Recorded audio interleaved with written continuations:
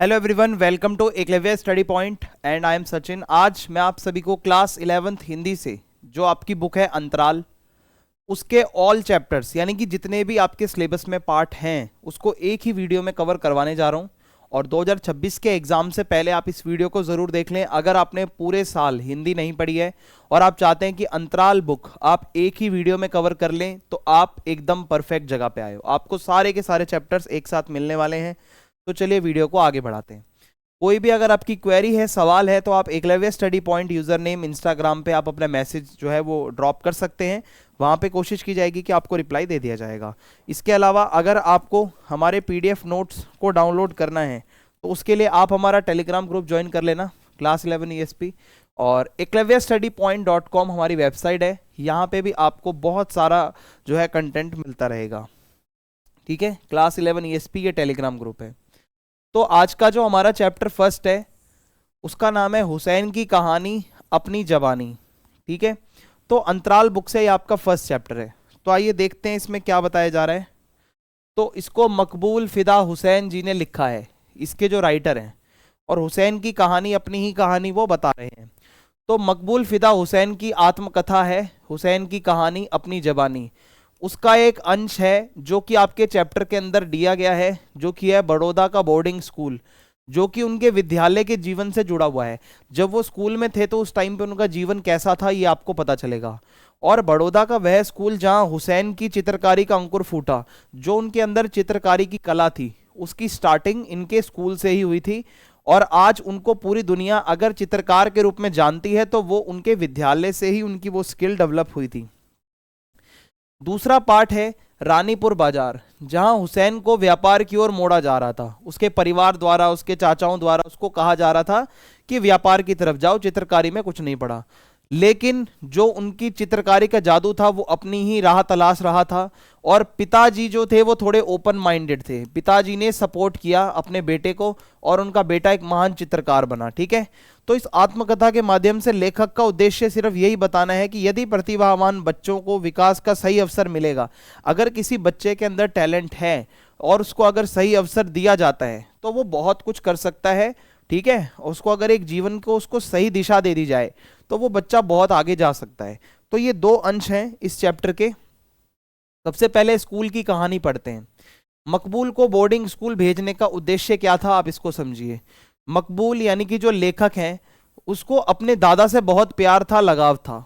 ठीक है, दादा और पोते का जो एक लगाव होता है वो इनका कुछ ज्यादा था।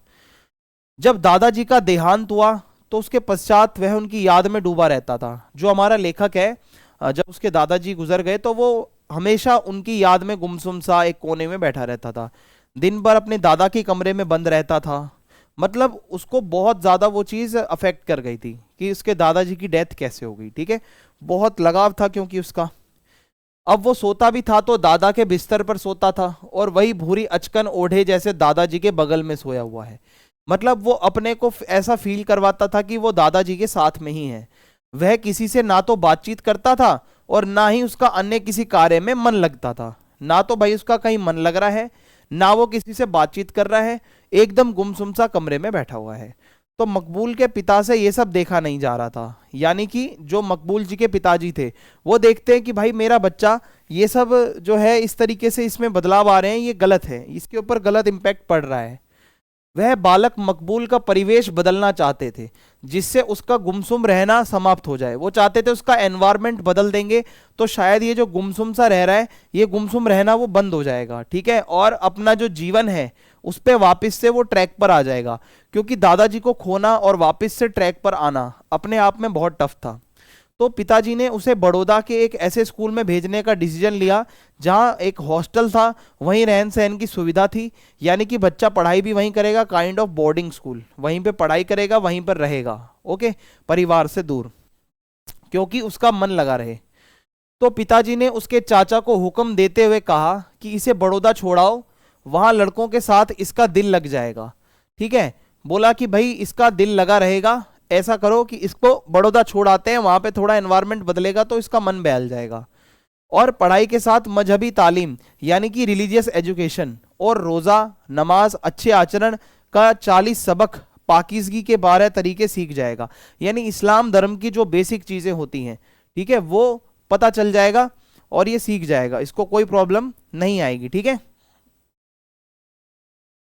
और अब हम आगे बढ़ते हैं, मतलब एक रिलीजियस एजुकेशन भी इसको मिल जाएगी, वो भी बहुत जरूरी होती है, ऐसा उनके पिताजी का मानना था।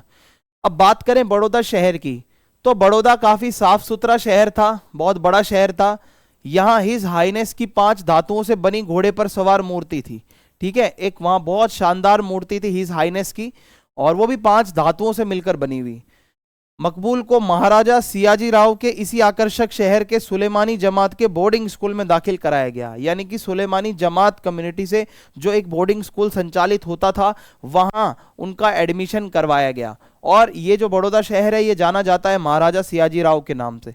तो इस तरीके से जब वो शहर में आते हैं तो उनका एडमिशन एक स्कूल में होता है। अब इस स्कूल का जो पूरा संचालन है, यानी कि जो कार्यभार है, ठीक है, संभालने का कार्य नेशनल कांग्रेस और गांधी जी के अनुयायी गुजरात की मशहूर अरके तिहाल की ख्याति वाले जीएम हकीम अब्बास तैयब जी करते थे, यानी कांग्रेस से जुड़े हुए थे और गांधी जी के बहुत बड़े फॉलोवर थे, और उनका नाम था अब्बास तैयब जी। यही इस स्कूल को चलाते थे, बड़ौदा के बोर्डिंग स्कूल को अपने अंडर में चलाते थे। गांधी जी के प्रभाव के कारण छात्रों के मुंडे सिर पर गांधी टोपी और शरीर पर कुर्ता पैजामा पहनना अनिवार्य था। स्कूल की यूनिफॉर्म में क्या होता था कि भाई सर जो है वो मुड़ा रहेगा, ठीक है, और इसके अलावा यानी कि बाल कटवाने पड़ेंगे, और गांधी टोपी, शरीर पर कुर्ता पैजामा, ये वहां की यूनिफॉर्म रहती थी स्कूल की। अब आगे बढ़ते हैं, बोर्डिंग स्कूल के अध्यापक व अन्य कर्मचारीगण। अब अगर मैं इस स्कूल की बात करूं तो इस स्कूल में मौलवी अकबर धार्मिक विद्वान थे, ठीक है, यानी कि उनको इस्लाम धर्म की बहुत अच्छी खासी नॉलेज थी, और क्योंकि वो मौलवी भी थे, कुरान की नॉलेज अच्छी थी और उर्दू साहित्य पे उनकी पकड़ बहुत अच्छी थी, तो वो बच्चों को इस्लाम से संबंधित शिक्षा देते थे। इसके अलावा केशवलाल गुजराती भाषा के वर्ग शिक्षक थे, ठीक है, ये फिर इनको गुजराती, बड़ौदा वगैरह सब उसी साइड है, तो ये जो है गुजराती भाषा के वर्ग शिक्षक थे। इसके अलावा major Abdullah Pathan scout master थे और गुलजमा खान बैंड मास्टर थे। ठीक है भाई, बावर्ची गुलाम की रोटियां तथा बीबी नरगिस का सालन गोशत भी लेखक की स्मृति में बसा हुआ था। जब हॉस्टल में खाना बनता है, बावर्ची होते हैं, तो उनके कैरेक्टर्स का नाम भी यहाँ पे दिया गया है। ठीक है, बावर्ची गुलाम जो रोटियां बनाते थे, और बीबी नरगिस जो वहाँ पे सालन गोशत, यानी कि जो उसमें गोश्त वगैरह होता है, जो ग्रेवी बनती है, जितनी भी वहाँ पे मीट वगैरह भी बनता होगा, वो सब बनाती थी।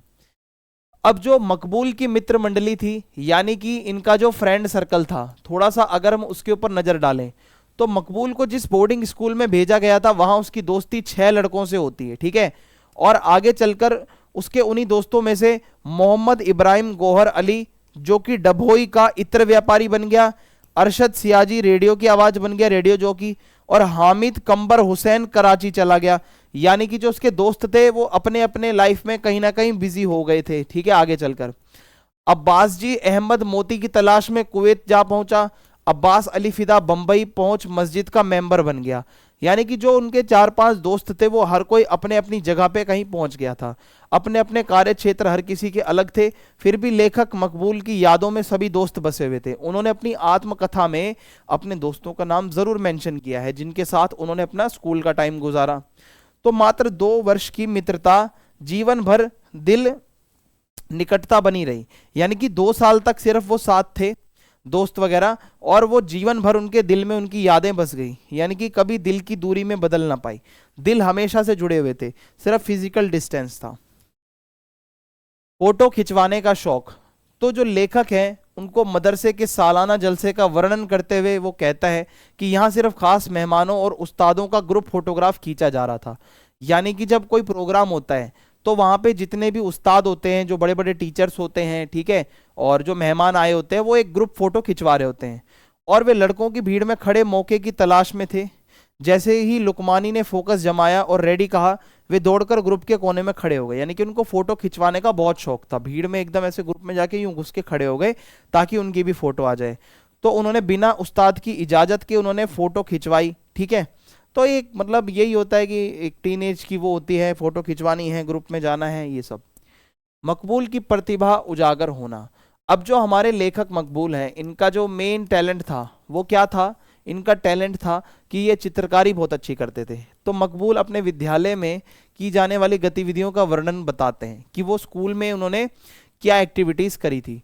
जैसे वो कहते हैं हाई जंप में वो फर्स्ट आए थे, लेकिन दौड़ में फिसड्डी साबित हुए, यानी कि दौड़ नहीं पाते थे ज्यादा।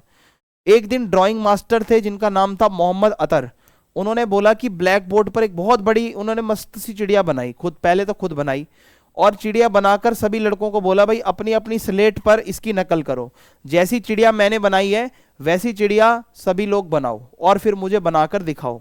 ये काम दिया इसने। जो हमारे लेखक मकबूल हैं उन्होंने हूबहू वैसी ही चिड़िया अपनी स्लेट पर बना डाली भाई, और ऐसा लग रहा था मानो ब्लैक बोर्ड से चिड़िया उड़कर सीधा उनकी स्लेट पर आकर बैठ गई हो। तो ये अपने आप में दिखाता है कि कितनी अच्छी उनकी कला थी। इसी प्रकार गांधी जयंती के अवसर पर कक्षा शुरू होने से पहले मकबूल ने गांधी जी का पोर्ट्रेट ब्लैक बोर्ड पर बहुत सुंदर बनाया। अब्बास तैयब जी इस चित्र की जीवंतता को देखकर प्रसन्न हो गए, रियलिस्टिक लग रहा था एकदम। वो गांधी जी का जो पोर्ट्रेट उन्होंने बनाया वो ब्लैक बोर्ड के ऊपर, वो देखते ही एकदम बनता था, बहुत बढ़िया। मकबूल की ड्राइंग व पेंटिंग के प्रति उनकी अभिरुचि देखो, रानीपुर बाजार में चाचा मुराद अली जो पहलवानी करते थे को उनके बड़े भाई फिदा ने एक जनरल स्टोर की दुकान खुलवाई। ठीक है, अब इस तरीके से इनके रानीपुर के बाजार का किस्सा हम थोड़ा सा समझें। ठीक है, वहां पे क्या हुआ, चाचा मुराद अली जो पहले पहलवानी भी किया करते थे, उनके बड़े भाई फिदा ने उनको एक जनरल स्टोर खुलवाई। अब जो मकबूल है हमारे कैरेक्टर मेन, उनकी छुट्टी होती तो उन्हें भी कहा गया कि भाई दुकान ये जो खुलवाई है यहाँ पे बैठा करो और कुछ सीखो, बिजनेस के गुण सीखो। और लेकिन भाई उसको बिजनेस में इंटरेस्ट नहीं था, उसको इंटरेस्ट था चित्रकारी में। वो दुकान पर बैठे बैठे भी स्केच बनाता रहता था जो मकबूल है। ठीक है, वो दुकान पर बैठकर भी व्यापार नहीं सीखता था, वो चित्रकारी ही करता था। तो जनरल स्टोर के सामने से रोज गुजरने वाली मेहतरानी का, कभी गेहूं की बोरी उठाने वाले मजदूर की पेंच वाली पगड़ी का, कभी पठान की दाढ़ी और माथे पर सिजदे के निशान का, बुर्का पहने औरत और कभी बकरी के बच्चे आदि का स्केच वो बनाता। यानी दुकान पर बैठा बैठा जो भी कोई आता जाता, कभी कोई बुरके में आ रहा है, कभी कोई मजदूर जा रहा है, कभी कोई गेहूं की बोरी उठा के मजदूर जा रहा है, यानी कभी कोई बकरी का बच्चा जा रहा है, वो सभी का स्केच बना दिया करता था। और वो स्केच भी ऐसा होता था जीवंत, एकदम ऐसा लगता था मानो रियल। ठीक है, तो इसका ये है। इसके बाद है जनरल स्टोर के ठीक से ना चलने पर कपड़े की दुकान खुलवाई गई। अब जब इनका जनरल स्टोर फेल हो गया तो इन्होंने फिर कपड़े की दुकान खोली। जब कपड़े की दुकान भी नहीं चली तो तोप खाना रोड पर एक आलीशान रेस्तरां खुलवाया गया। ठीक है, खाने पीने का जो एक बड़ा सा एक रेस्टोरेंट जो है वो खुलवाया गया आलीशान। मकबूल इन सभी स्थानों पर आकर बैठा तो करता था, लेकिन उसका पूरा जोर जो था वो ड्राइंग और पेंटिंग पर और स्केच बनाने पर होता था। चाहे आप उसको किसी भी बड़े से बड़े शोरूम पर क्यों ना बिठा दो, उनका मन तो केवल और केवल स्केच बनाने में ही लगा रहता था। पहली ऑयल पेंटिंग तथा उसका परिणाम। तो एक दिन दुकान के सामने से क्या हुआ, फिल्मी विज्ञापन का तांगा गुजरा। तो उस टाइम पे क्या होता था कि कोई एडवर्टीजमेंट चल रही थी फिल्मों की, वो एकदम से बहुत भीड़ भड़ाका जा रहा था। तो मकबूल ने सोचा क्यों ना इस पूरे एडवर्टीजमेंट की एक ऑयल पेंटिंग बनाऊं, बहुत सुंदर लगेगी। तो देखो भाई, उनके पिताजी तो उन्हें व्यापारी बनाने के सपने देख रहे थे, भला वो उनको रंग क्यों दिलाते, क्योंकि ऑयल पेंटिंग के लिए आपको अलग रंग चाहिए होते हैं। ठीक है, तो अब इसकी डिमांड भी तो पिताजी से ही करनी होगी ना। तो ऑयल पेंटिंग थोड़ी सी अलग होती है, नॉर्मल से हटकर थोड़ी और शानदार, थोड़ी और स्मूथ सी लगती है। तो हुआ क्या, इस फिल्मी विज्ञापन के पोस्टर ने मकबूल को इस कदर प्रेरित किया, वो इतने मोटिवेटेड हो गए थे कि उसने स्कूल की अपनी 2 किताबें बेचकर ऑयल कलर की 2 ट्यूब खरीद ली और पहली ऑयल पेंटिंग चाचा की दुकान पर बैठकर बनाई। सोचो, अपने स्कूल की पढ़ाई की किताबें बेचकर और उन्होंने ऑयल पेंटिंग वो करने के लिए कलर खरीद लिए। ठीक है, और ट्यूब खरीद ली, ट्यूब में आते हैं वो जो ऑयल कलर आते हैं। तो जब चाचा ने उस पेंटिंग को देखा तो वो बहुत गुस्सा हो गए, लेकिन मकबूल के पिताजी उस पेंटिंग को देखकर खुश हो गए, क्योंकि चाचा को तो लग रहा था यार ये कर क्या रहा है, अपनी किताबें वगैरह बेचकर और ये सब क्या बना रहा है। लेकिन जब पिताजी ने देखा कि मेरा बेटा इतना अच्छा चित्रकार है, इतनी अच्छी ऑयल पेंटिंग बना रहा है, तो पिता भावुक हो गए। तो जिस समय मकबूल इंदौर सर्राफा बाजार के करीब तांबे पीतल की दुकानों की गली में लैंडस्केप बना रहे थे, वहीं बेंद्रे साहब भी ऑन स्पॉट पेंटिंग करते मिले। ठीक है, जहां पे वो अब अपनी पेंटिंग वगैरह सीखते थे, तो वहां एक बहुत ही शानदार चित्रकार पेंटर बेंद्रे साहब उनको वहां पे मिलते हैं पेंटिंग करते हुए। तो मकबूल उनकी पेंटिंग की तकनीक से काफी प्रभावित हुए। वो देखते हैं कि भाई वो बेंद्रे साहब कैसे बनाते हैं, उनका तरीका क्या है। तो इस मुलाकात के कारण ही मकबूल अक्सर बेंद्रे के साथ लैंडस्केप पेंट करने जाया करते थे। ठीक है, लैंडस्केप यानी कि एक प्रॉपर एक कैनवास होगा, उसके ऊपर आप कुछ ना कुछ बनाते रहोगे, जैसे वो जो भी आपने देखा होगा आर्टिस्ट वगैरह बनाते रहते हैं, तो उन्होंने उनसे भी बहुत कुछ सीखा। तो इस तरीके से एक लैंडस्केप बनता है जो बहुत सुंदर दिखता है बनने के बाद। मॉडर्न आर्ट का पहला क्रांतिकारी कदम, तो ईयर 1933 यानी 1933 में बेंद्रे ने कैनवास पर एक बड़ी सी पेंटिंग में पेंट करना आरंभ किया। यानी कि एक बहुत बड़ा सा एक कैनवास था और उसके ऊपर इन्होंने अब पेंटिंग करनी थी, और इस पेंटिंग का नाम था बैग बांड। ठीक है, तो इस पेंटिंग पर क्या था, बेंद्रे को बम्बई आर्ट सोसाइटी ने चांदी का मेडल दिया। ये इतनी शानदार पेंटिंग इन्होंने बनाई कि बम्बई से इनको मेडल भी मिला इसके लिए, वो भी चांदी का। और हिंदुस्तानी मॉडर्न आर्ट का ये पहला क्रांतिकारी कदम था, यानी कि मॉडर्न आर्ट जो इससे पहले इंडिया के बाहर बनता था वो इंडिया में बनने लगा, और बेंद्रे जी को उसके लिए चांदी का मेडल भी मिला। कुछ अरसे बाद बेंद्रे बड़ौदा पहुंचकर फैकल्टी ऑफ फाइन आर्ट के डीन भी बन गए, जो बहुत बड़ा पद होता है अपने आप में यूनिवर्सिटी लेवल पे। तो ये था इनका। अब बेंद्रे के डीन बनने के बाद भी मकबूल उनके पास जाते रहते थे, और एक दिन बेंद्रे को अपने घर बुलाकर अपने अब्बा से भी मिलवाया कि भाई आप मेरे अब्बा जान से मिलो, ठीक है, आप मेरे घर पे आओ। तो उसके बाद बेंद्रे आए और उसके अब्बा से मिलकर बताते हैं कि देखो भाई ये बहुत अच्छा लड़का है, काम बहुत अच्छा करता है, इसके अंदर स्किल्स है, आप लोग इसको सपोर्ट करो। और दूसरे ही दिन अब्बा ने बंबई से विंसर न्यूटन ऑयल ट्यूब और कैनवास मंगवाने का ऑर्डर भेज दिया। जब बेंद्रे जी से मुलाकात हुई तो उनको उसके अब्बा को विश्वास हो गया कि हाँ भाई मेरा बेटा बहुत अच्छा चित्रकार है, तो तुरंत उसको अगले ही दिन ये सारी ट्यूब्स जो ये विंसर न्यूटन कंपनी की आती है वो मंगवा के दे दी, और ये बड़ा सा कैनवास मंगवा के दे दिया कि भाई मेरा बेटा कुछ ना कुछ अब इस पे बनाता रहेगा। ठीक है, तो पिताजी की सोच जो थी बहुत स्वच्छंदतावादी थी, बहुत खुले दिल के थे। तो आज मकबूल को इस बात पर बहुत आश्चर्य होता है, हैरानी होती है कि उनके पिता ने मौलवियों के पड़ोस में रहकर भी अपने पुत्र को चित्रकला के लिए प्रोत्साहित कैसे किया। क्योंकि इस्लाम में माना जाता है कि जो चित्रकारी है उसको गलत माना गया है कि चित्रकारी आप ना करें, जो चीजें ऊपर वाले ने बनाई है उसकी। लेकिन यहाँ पे होता क्या है, पहले सिर्फ राजा महाराजा ही चित्र वगैरह बनाते थे, लेकिन खुद मुस्लिम होते हुए मौलवियों के बीच रहते हुए, ठीक है, हुसैन जी के पिता ने उनको परमिशन दी। तो मकबूल के अब्बा ने ना जाने कैसे 50 साल की दूरी को पाटते हुए, क्योंकि इतने सालों से ये रिस्ट्रिक्शन लगा हुआ है, और बेंद्रे जी की सलाह पर ही सारे रिस्ट्रिक्शंस तोड़ते हुए अपने बेटे के जीवन में रंग भर दिए। यानी कि अपने बेटे को परमिशन दे दी कि जाओ बेटा आप एक चित्रकार बनो। ठीक है, तो ये हमारा पहला चैप्टर था। इसमें दोनों पार्ट आपको समझ में आ गए होंगे। पहला पार्ट था कि उनकी वो कला कहाँ से स्टार्ट हुई और उसका एंड कहाँ हुआ। चैप्टर 2 है आवारा मसीहा, थोड़ा लंबा चैप्टर है, इसको हम ध्यान से समझेंगे, क्या क्या इसमें बातें आती हैं आप इसको सुनिएगा। तो आवारा मसीहा जो आपका चैप्टर है, इस कहानी में शरत नाम का एक लड़का है जिसकी स्कूल की आधी छुट्टी हो जाती है और वो अपने मामा सुरेंद्र के साथ पुराने बाग में घूमने जाता है। आधी छुट्टी हो गई थी, ठीक है, और उसके बाद वो अपने मामा के साथ जाता है बाग में घूमने। और भाई शरत जानता है कि उसे जल्द ही यह जगह छोड़नी पड़ेगी, इसलिए उसका मन भारी है, पर वह अपने दुख को छिपाने की कोशिश करता है। ठीक है, उसको लगता है कि अब यहां से मुझे जाना पड़ेगा, वो सैड भी होता है पर वो अपना दुख छुपाता है। बाग में वो पेड़ों से जैसे विदा लेता है और अपने बचपन की यादें साझा करता है, जैसे गंगा में कूदना, ठीक है, झाऊ के जंगल, भागलपुर की सुंदरता। वह पेड़ पर चढ़कर यह दिखाता है कि संकट में कैसे बचा जा सकता है। यानी कि उसका एक वातावरण जहां पे वो बचपन से रहा है, उसको वो चीजें याद आने वाली थी आगे। ठीक है, ऐसा यहाँ अभी तक कहानी चल रही है। अब कहानी जब थोड़ी आगे बढ़ती है तो शरत के पिता है मोतीलाल जी, उनके जीवन की ओर कहानी आती है। अब मोतीलाल जी कौन है? एक स्वप्नदर्शी और कला प्रेमी व्यक्ति थे, कलाकार थे वो। ठीक है, उनको कला से बहुत प्यार था, लेकिन वो कोई काम पूरा नहीं कर पाते थे। इसी कारण भाई जो पालन पोषण है वो बहुत मुश्किल हो गया था, क्योंकि काम वगैरह वो सही से करते नहीं थे। भाई मजबूर होकर शरत की माँ अपने पिता के घर भागलपुर आ गई। इस तरह शरत का जीवन अनिश्चितताओं से भर गया था, यानी कि पिता सही से काम नहीं करते थे, माता भागलपुर चली गई थी भाग के।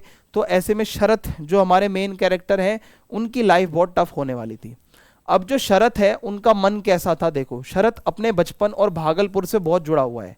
जाने का दुख वह बातें करके छिपाता है, यानी कि उसको वहां से जाना पड़ रहा था, उसकी माँ भी चली गई थी वहां से।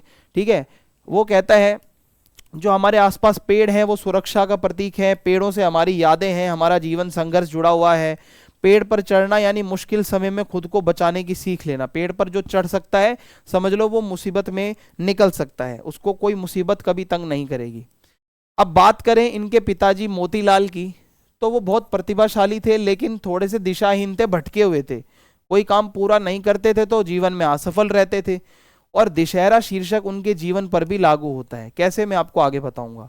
अब जो यहाँ पे माँ है वो बहुत संघर्ष करती है, परिवार बचाने के लिए उनको अपने पिता के घर जाना पड़ता है क्योंकि परिस्थितियां ऐसी थी, और परिस्थितियां जब ऐसी आती हैं तो आपकी मजबूरी हो जाती है। ठीक है। भागलपुर में शरद की शिक्षा की शुरुआत। अब माँ के साथ शरद तो भाई भागलपुर जाएगा ना। अब वहां पे होता क्या है, भागलपुर आने पर शरद को दुर्गाचरण ME स्कूल की छात्रवृत्ति कक्षा में भर्ती कराया गया, यानी स्कॉलरशिप से उनका एडमिशन हुआ, जहां सारा खर्चा उनको सरकार की तरफ से उठाया जा रहा था। जो उनके नाना थे वो स्कूल के मंत्री थे, इसलिए किसी ने ये जांच नहीं की कि शरद पहले कहाँ तक पढ़ा है, सीधा उनका एडमिशन भागलपुर में हो गया। और शरद ने अब तक केवल बोधोदय पुस्तक पढ़ी थी और कोई पुस्तक उन्होंने नहीं पढ़ी थी। ठीक है। लेकिन अचानक उनको बहुत सारे कठिन ग्रंथ पढ़ने पड़े वहां जाके, सीता वनवास, चारु पाठ, सद्भाव सदगुरु, प्रकांड व्याकरण, तो ये सारी चीजें उनको वहां पे जाके पढ़नी थी। ठीक है। अब वहां की जो पूरी शिक्षा का जो सिस्टम था वो बहुत कठोर था और शरद बहुत संघर्ष करते हैं। देखो, पढ़ाई केवल किताबें पढ़ने तक मतलब नहीं होती, बल्कि रोज पंडित जी के सामने खड़े होकर मौखिक परीक्षा भी देनी होती थी, क्योंकि जिस स्कूल में उनका एडमिशन हुआ था वहां पे सिर्फ ये नहीं है आपने किताब पढ़ ली, आपसे वहां पे मौखिक रूप से पूछा भी जाएगा जो पंडित जी आएंगे। तो इस कठिन व्यवस्था के कारण शरद का साहित्य से पहला परिचय डर और आंसुओं के साथ हुआ था। जो हमारे मेन कैरेक्टर हैं वो साहित्य से डरते थे, क्योंकि उनके लिए साहित्य का मतलब था जो वो पढ़ रहे हैं वो उनको मौखिक रूप से सुनाना भी पड़ेगा। तो उस समय उसे लगता था कि साहित्य का उद्देश्य केवल बच्चों को सुख देना है। ठीक है, मतलब ऐसा उनको लगता था कि उससे साहित्य पढ़कर खुशी मिलती होगी। लेकिन धीरे धीरे उन्हें समझ में आ गया कि वह कक्षा में अन्य बच्चों से बहुत पीछे है। जब वो खुद को देखते हैं, भाई हमें पता चल जाता है हम क्लासरूम में किसी से आगे हैं या हम क्लासरूम में किसी से पीछे हैं। ठीक है। शरद आत्मसम्मानी व्यक्ति था। ठीक है, उनको अपना सम्मान बहुत प्यारा था, इसलिए पीछे रहना तो उनको स्वीकार नहीं था। वो मेहनत करने के लिए तैयार था, तो उसने मन लगाकर पढ़ाई शुरू कर दी और लगातार परिश्रम किया, मेहनत की।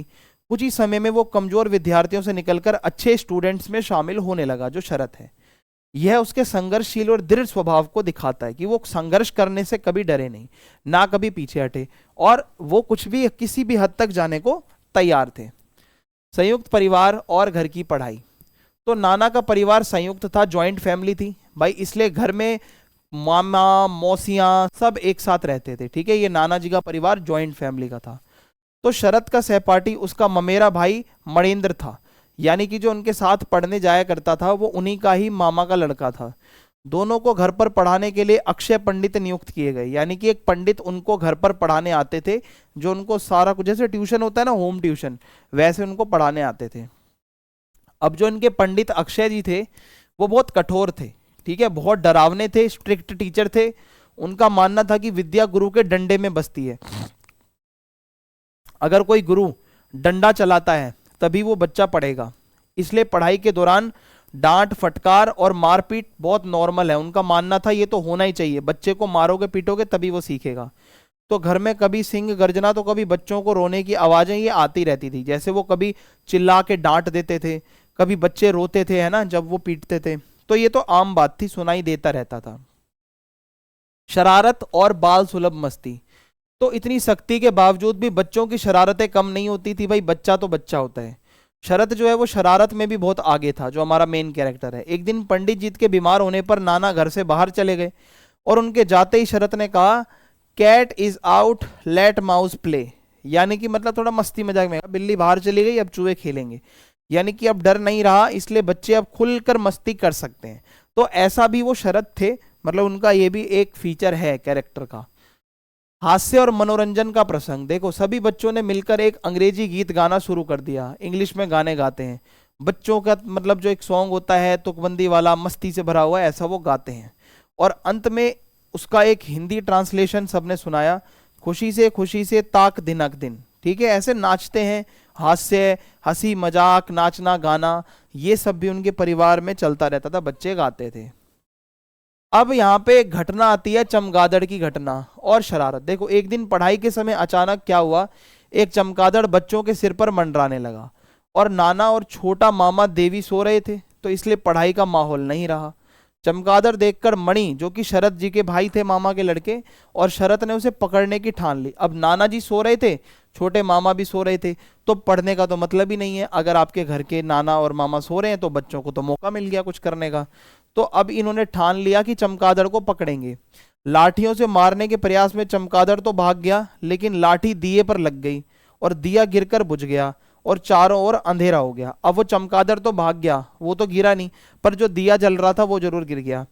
डर के कारण मणि और शरत चुपचाप वहां से भाग गए। ठीक है, जो मणिंद्र था और जो शरत है उन्होंने दिया गिराया था, अब भाई वो एकदम से भाग गए वहां से। दोष देवी पर और अन्याय। तो नाना की नींद खुली, उन्होंने अंधेरा देखा। ठीक है, देखकर मुशाई को बुलाया और मुशाई ने झूठ बोलकर सारा दोष देवी पर डाल दिया। ठीक है, मुशाई एक और कैरेक्टर है। उनसे पूछा गया कि भाई ये किसने किया अंधेरा, तो उन्होंने कहा देवी ने किया है। भाई नाना जी ने भी बिना किसी जांच पड़ताल के देवी को दोषी मान लिया। देवी को कठोर दंड दिया गया, कान पकड़कर उठाया गया और अस्तबल में बंद कर दिया गया। जहां पर तबेला वगैरह होता है वहां पे उसको बोला गया चलो वहां पे बंद हो जाओ, उसको सजा दी गई। यानी कि परिवार में पक्षपात और अन्याय को दिखाया जा रहा है कि जो गलती शरत ने की थी, मणिंदर ने की थी, उसकी सजा देवी को मिल रही थी। ठीक है, अगले दिन मामा को भाई खुश करने के लिए रिश्वत देनी पड़ी। इससे स्पष्ट होता है कि उस समय शिक्षा और न्याय व्यवस्था में भ्रष्टाचार भी था। जिस समय की एक कहानी है उसमें दिखाया जा रहा है कि मामा को खुश करने के लिए रिश्वत दी जा रही है, तो ऐसा उस टाइम के समाज में भी होता होगा। देवी जो है भाई वो बहुत कमजोर था पढ़ाई में, इसलिए उस पर माँ सरस्वती की कृपा थोड़ी कम थी। इस कैरेक्टर का जो यहाँ बताया जा रहा है, देवी जो नाम आ रहा है, वो थोड़ा वीक था स्टडी वगैरह में। ठाकुर दास की कठोरता। ठाकुर दास जी कौन है? ये शरत के बड़े मामा है। ये इन्हीं के ऊपर सारा प्रभार था, जिम्मेदारी थी कि बच्चों की शिक्षा पढ़ाई सब यही संभालते थे। बहुत कठोर थे, डिसिप्लिन उनको बहुत अच्छा लगता था, यानी कि डिसिप्लिन में रहना पसंद करते थे। तो एक दिन क्या हुआ, मोतीलाल बच्चों को गंगा किनारे घुमा रहे थे, जिसे ठाकुर दास ने अपराध माना। वो कहते हैं क्यों घुमा रहे हो भाई, इनके पढ़ने की उम्र है अभी। उन्होंने तुरंत बोला इनका टेस्ट लो, परीक्षा लो। तो मणि और शरद बच गए, लेकिन देवी ने जगन्नाथ का संधि विच्छेद गलत कर दिया, जगन्नाथ लिख दिया।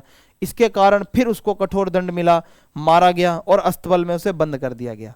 यानी कि ऐसा भी होता था पहले के जमाने में, बच्चों को मारा पीटा जाता था पूरा एकदम, उनको एक क्या कहते हैं, उनको पनिशमेंट दी जाती थी अगर वो गलत काम कर रहे हैं। शरद की दुष्टता और चतुराई। तो इन घटनाओं का शरद पर कोई असर नहीं पड़ा, वो डरते नहीं थे। स्कूल में भी शरारत करने से बाज नहीं आता था, स्कूल की घड़ी को आगे कर देता था। यानी कि शरारत करता था ना भाई, उसके अंदर वो था, वो गुण शरारत वाला।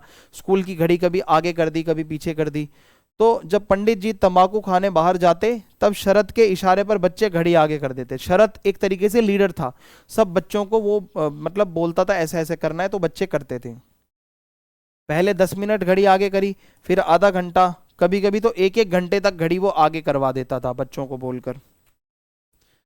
शरारत का भांडाफोड़ और शरद की चालाकी। तो जितने भी गार्जियंस थे उनको शक हुआ, लेकिन पंडित जी ने जिम्मेदारी अपने ऊपर ले ली। ठीक है कि भाई हमसे हुआ होगा। एक दिन पंडित जी अचानक लौट आए और बच्चों को घड़ी आगे करते देख लिया। अब स्टूडेंट्स पकड़े गए। हुआ क्या, सभी लड़के भाग गए, लेकिन शरद मासूम बनकर बैठा रहा। कहता है एकदम इनोसेंट, मैंने तो कुछ किया ही नहीं है।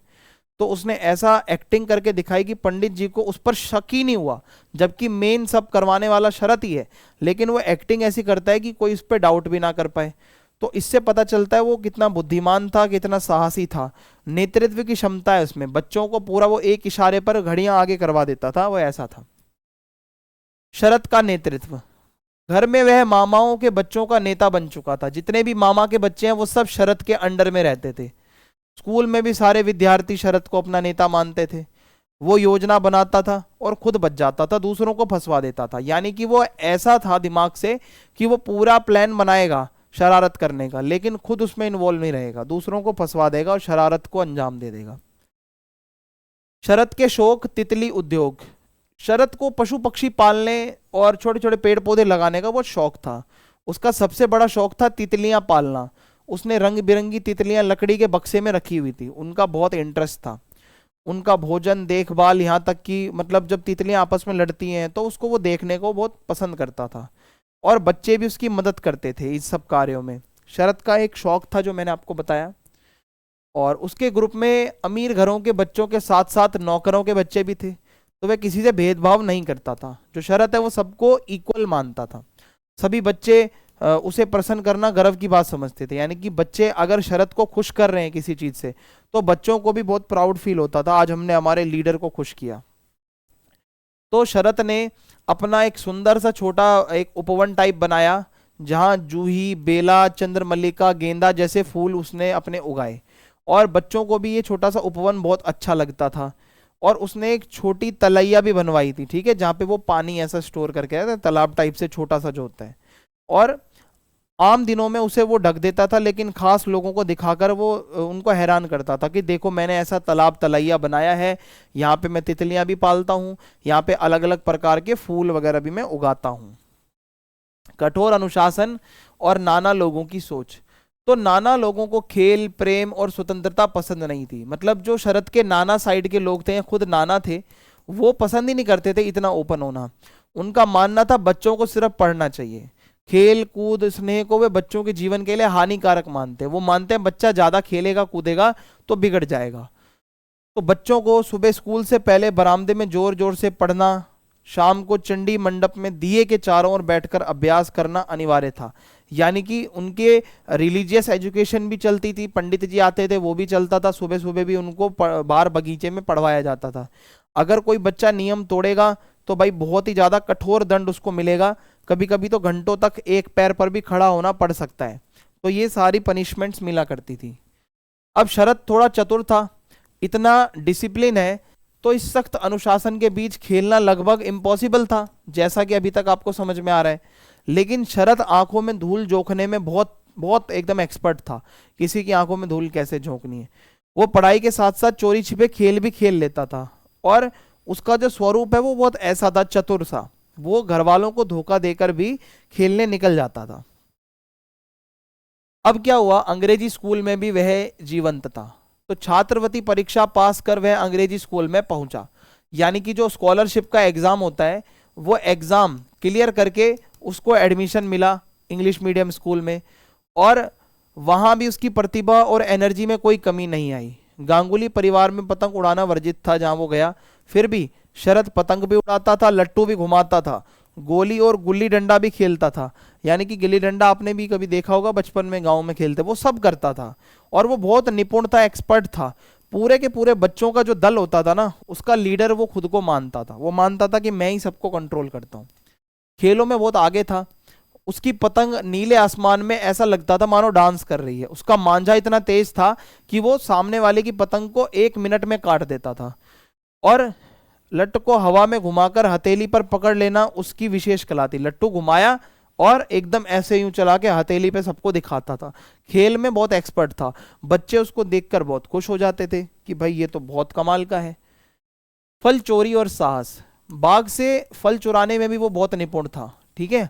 और मालिक चाहे जितनी सावधानी रखे, शरद इतने उपाय निकाल लेता था फल चुराने के, वो हर बारी उसको मात दे देता था। पकड़े जाने पर भी वो इतना ज्यादा मतलब साहस के साथ अपना दंड स्वीकार करता था। इन केस अगर वो पकड़ा भी गया तो जो भी वो पनिशमेंट है उसको ले लेता था। तो लेखक ने यहाँ शरद चंद्र के पात्रों से उसकी तुलना की है, ठीक है। तो यहां तक आगे समझते हैं अब क्या है। बदमाश नहीं, संवेदनशील व्यक्ति। अब ये जो शरद है वो विद्रोही तो था, किसी के भी आगे विद्रोह कर देता था, पर बदमाश नहीं था। उसमें पिता की तरह सौंदर्य बोध था। यानी अपना पढ़ने का कमरा वो बहुत सलीके से सजा कर रखता था। पढ़ाई में भी वो ठीक ठाक था। उसकी किताबें, कॉपियां और लेखन सामग्री बहुत सुव्यवस्थित थी। जो भी उसकी बुक्स वगैरह हैं, जितना भी उसका पढ़ने का सामान है, वो बहुत अच्छे से व्यवस्थित तरीके से उसको रखा करता था, ठीक है। अपरिग्रह और उदारता। वो स्वभाव से अपरिग्रही था। यानी कि दिन में जीती हुई गोलियां और लट्टू वह शाम को छोटे बच्चों में बांट देता था। कुछ भी अपने पास नहीं रखता था।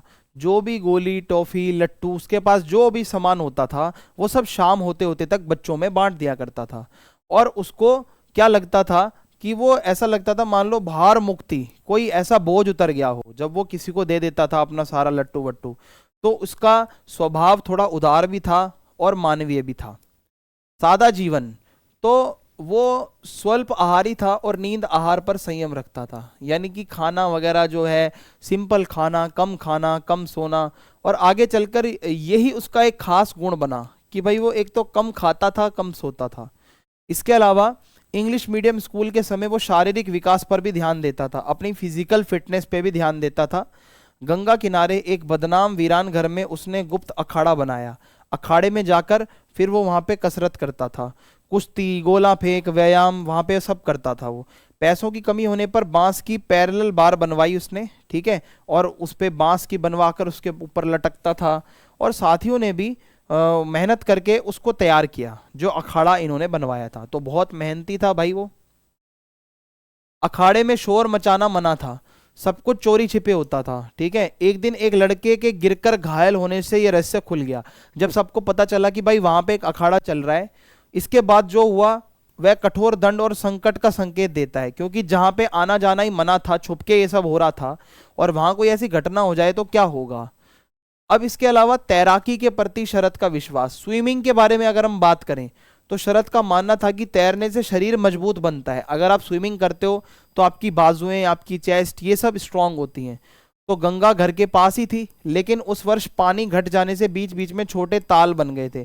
वो पानी उसना मतलब पानी जो था नदी का वो उस लेवल का नहीं था। तो उन तालों में लाल रंग का पानी भर गया था, जो शरद को बहुत आकर्षक लगता था देखने में। और वह उस लाल जल में स्नान करने को मतलब वो अपना जो एक मन होता है कि उसको दिख रहा है कि वहां पानी थोड़ा सा कम है, लाल लाल सा कुछ जा रहा है, वो चाहता था मैं उधर जाके एक बारी नहाऊं, ठीक है। अब शरद जो है वो मणि मामा को साथ लेकर ताल में स्नान करने चला गया, अपने मामा वगैरह के साथ वो गया वहां पे स्नान करने। दुर्भाग्य से क्या हुआ, उसी समय छोटे नाना अघोरनाथ असमय घर लौट आए। अब भाई नाना अगर एकदम से घर लौट आए तो वो देखेंगे भाई बच्चे कहाँ गए सारे। और जब मणिंद्र वहां पे नहीं दिखा तो उन्होंने बहुत गुस्से में पूछताछ करी कि भाई ये कहाँ गए। तो जैसे ही दोनों बच्चे लौटे, छोटे नाना ने मणि को बुरी तरीके से पीटा। अरे भाई कहाँ गया था, क्यों गया था, पढ़ाई क्यों नहीं करी, आज ये क्यों नहीं किया, वो मतलब बहुत ज्यादा उसको कठोर दंड मिला।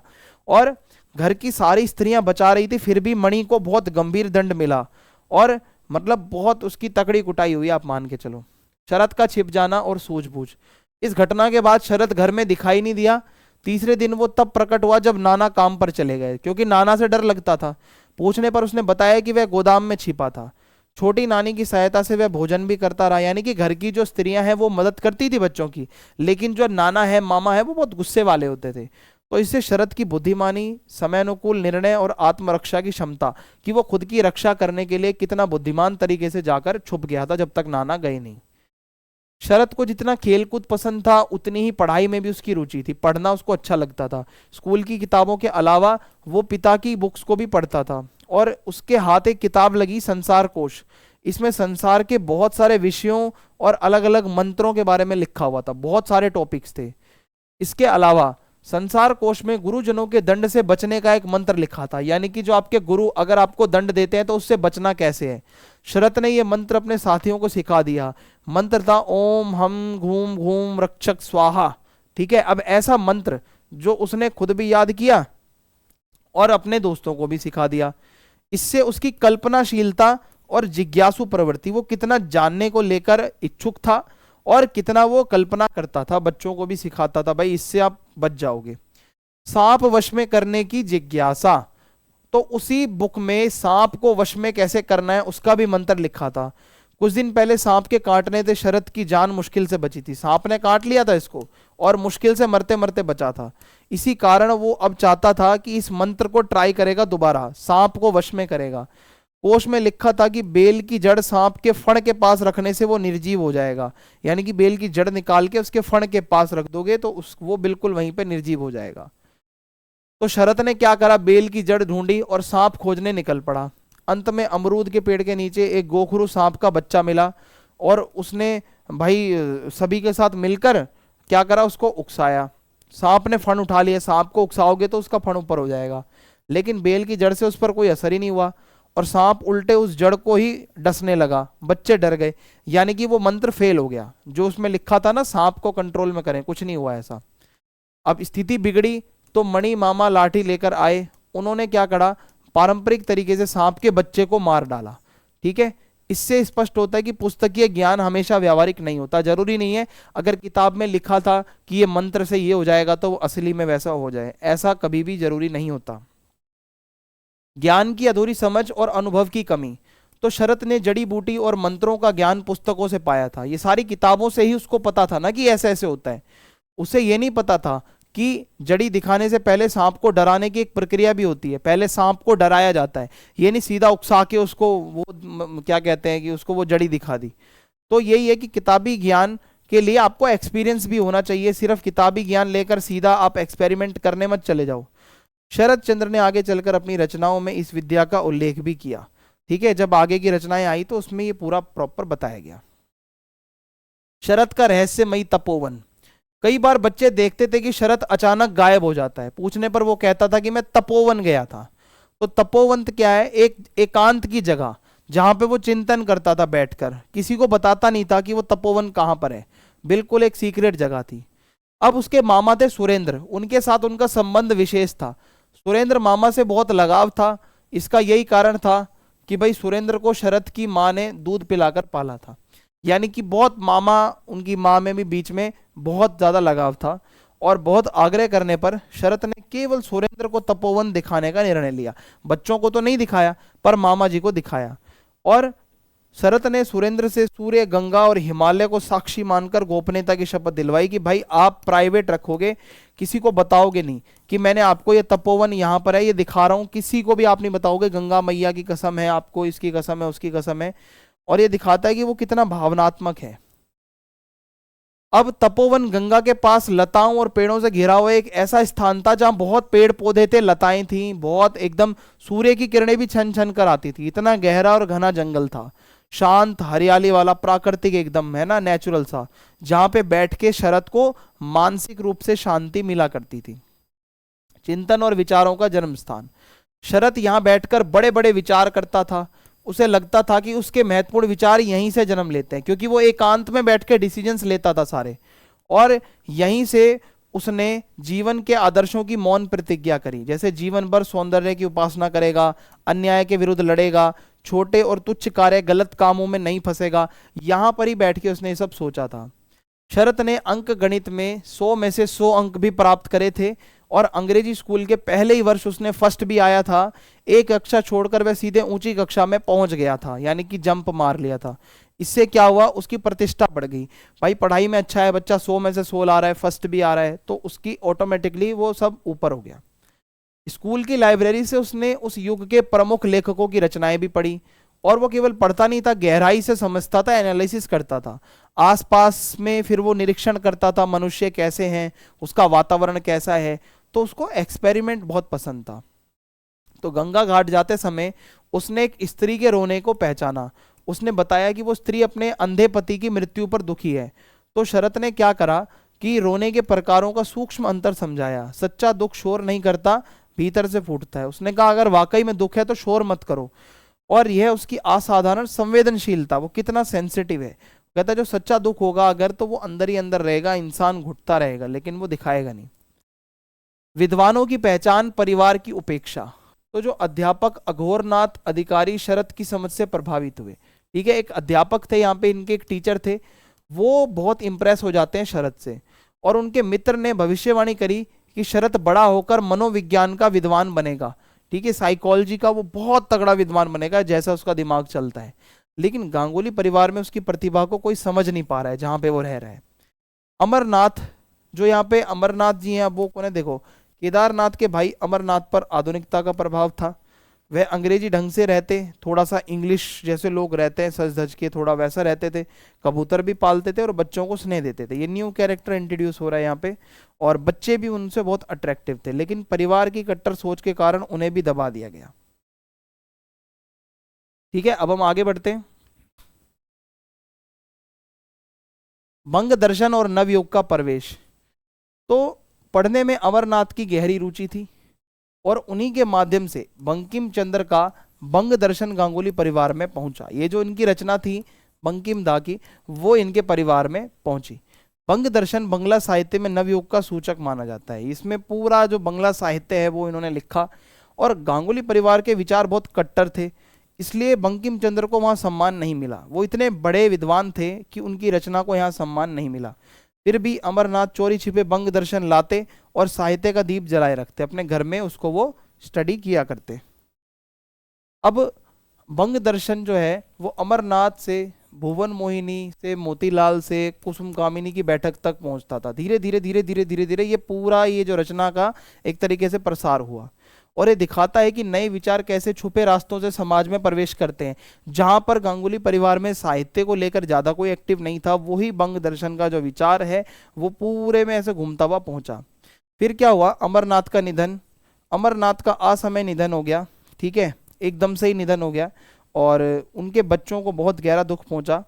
और उसके बाद साहित्यिक वातावरण की कमी को मोतीलाल और कुसुम कामिनी ने संभाला। जो घर का साहित्यिक वातावरण था जो उन्होंने बनाया था, वो वापस से इन लोगों ने संभाला। कुसुम कामिनी साहित्य की वास्तविक गुरु। कुसुम कामिनी कौन है? बहुत ज्ञान वाली एक महिला थी। उन्होंने ईश्वरचंद विद्यासागर से छात्रवृत्ति का पुरस्कार पाया था, उनको स्कॉलरशिप मिली थी। ईश्वरचंद विद्यासागर बहुत बड़े समाज सुधारक थे और सामान्य स्त्रियों की तरह वे केवल गृह कार्यों में नहीं रहती थी, उन्होंने और भी एक्स्ट्रा काम किए थे। जिन दिनों में रसोई की जिम्मेदारी नहीं होती थी तो वो साहित्यिक गोष्ठी करती थी, मीटिंग्स करती थी, लोगों को साहित्य के बारे में बताया करती थी। साहित्यिक गोष्ठी और पठन। अब जो कुसुम कामिनी की बैठक में वो क्या पढ़ती थी? बंग दर्शन, मृणालिनी, वीरांगना, ब्रिजांगना, मेघनाथ वध, नील दर्पण, ये सब रचनाएं हैं, ठीक है, ये सब रचनाएं हैं, ये सब साहित्य है जो वो लोगों को बताती थी। और उनका स्वर और उनका स्टाइल बहुत प्रभावशाली होता था। जो भी उनको सुनता था ये सब पढ़ते हुए तो उनको सुनकर बहुत अच्छा लगता था। शरद पर साहित्य का प्रभाव। तो जो बालक शरद था वो लेखक को असाधारण और मनुष्य से ऊपर मानने लगा, ठीक है। उस समय वह लेखक बनने का नहीं बल्कि ज्ञान ग्रहण करने का युग था। उस टाइम पे हर कोई चाहता था कि भाई हमें ज्ञान मिले किसी प्रकार से, और यहीं से उनका साहित्य की तरफ एक तरीके से कदम आगे बढ़ा जब उन्होंने देखा कि भाई हमें मुझे भी कुछ करना चाहिए। आंख की किरकिरी और चेतना का जागरण। देखो बाद में बंग दर्शन में कवि गुरु की रचना आंख की किरकिरी पढ़ी उन्होंने, यानी कि साहित्य को ही पढ़ते हुए एक रचना आई, इसी के अंदर एक टॉपिक आया आंख की किरकिरी, उन्होंने पढ़ा।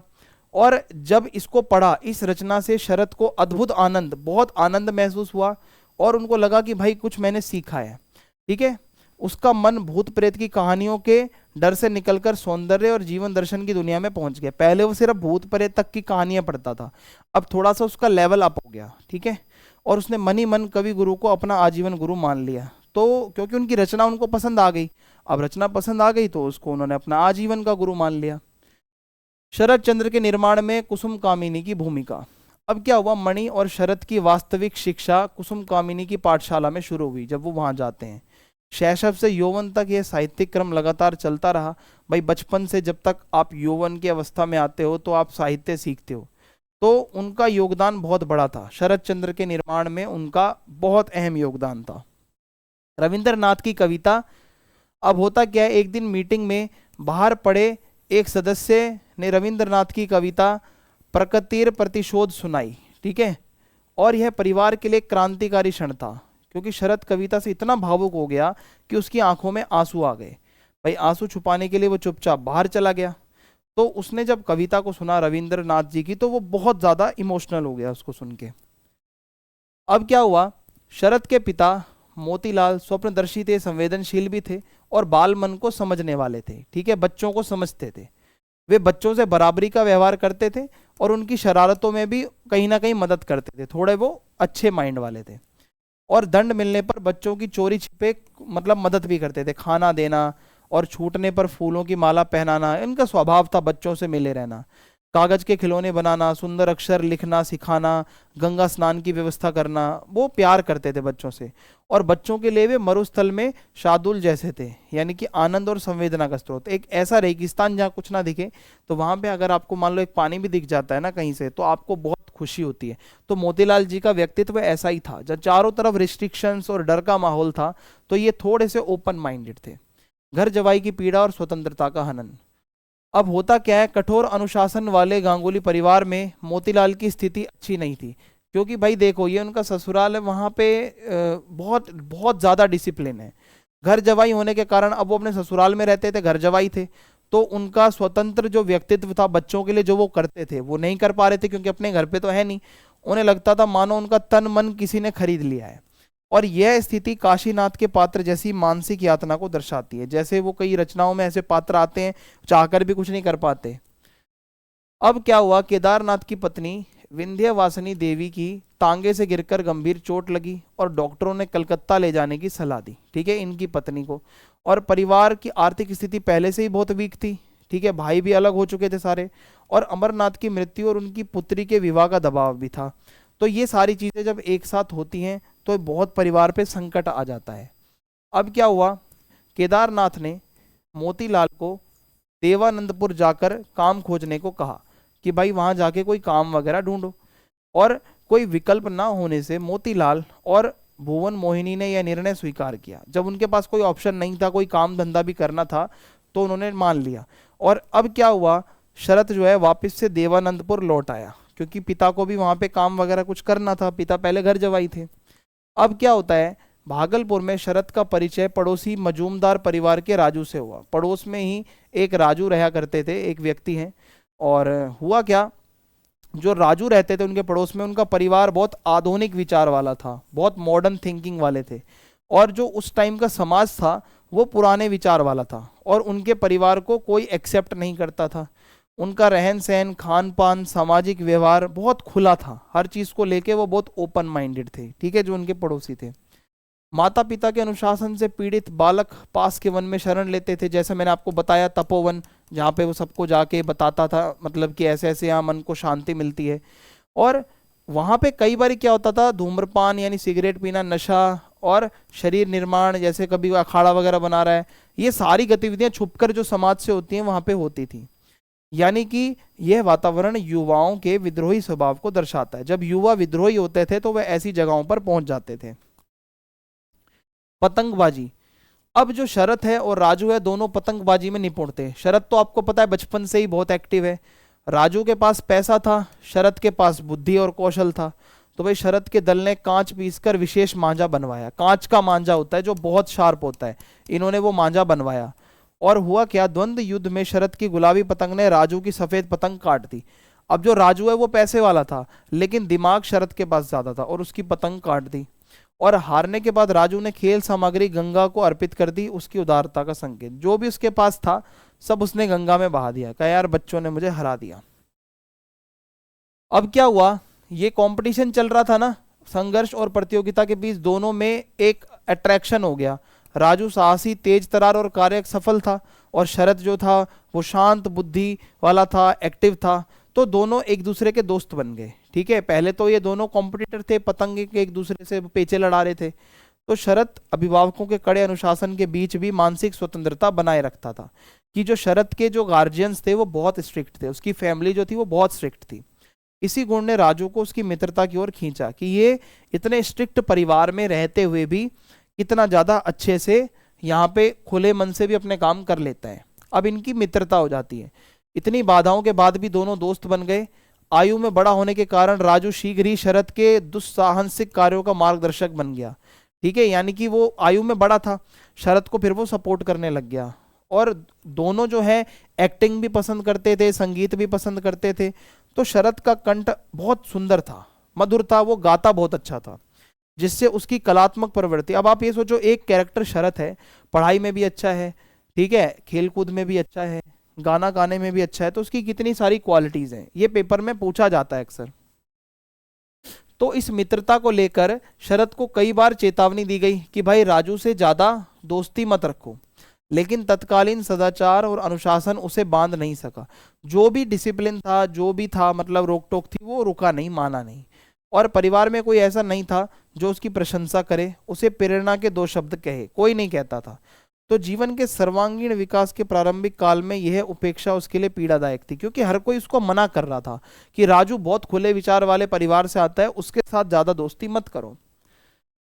प्रेरणा और स्नेह के अभाव में शरत ने परिवार के बाहर प्रेरणा के स्रोत खोजे, क्योंकि परिवार से तो उनको कोई मोटिवेशन मिलता नहीं था और उसके भीतर शुरुआत से ही वो गुण मौजूद थे जो भी किसी को महान बना सकते हैं। ये शरत के अंदर ऑलरेडी गुण थे मौजूद।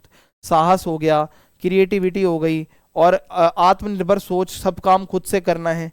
तो उसका परिवार से बाहर निकलना स्वाभाविक था, क्योंकि परिवार में उसको बंधन में रखा हुआ था और परिवार से बाहर अब उसको स्रोत ढूंढने थे मोटिवेशन के। अब क्या होता है, मोतीलाल चट्टोपाध्याय का पारिवारिक परिचय। मोतीलाल 24 परगना जिले के मामूदपुर के निवासी थे। उनके पिता बैकुंठ नाथ चट्टोपाध्याय निर्भीक, स्वाधीन चेता और न्यायप्रिय व्यक्ति थे। यानी कि जो इनके पिता हैं वो थोड़ा अच्छे, मतलब मान के चल सकते विचारों वाले थे और वे जमींदारों के अत्याचार के युग में भी प्रजा के पक्ष में खड़े रहते थे। यानी कि उनका जो परिवार था वो गरीबों के लिए आवाज उठाने वाला था।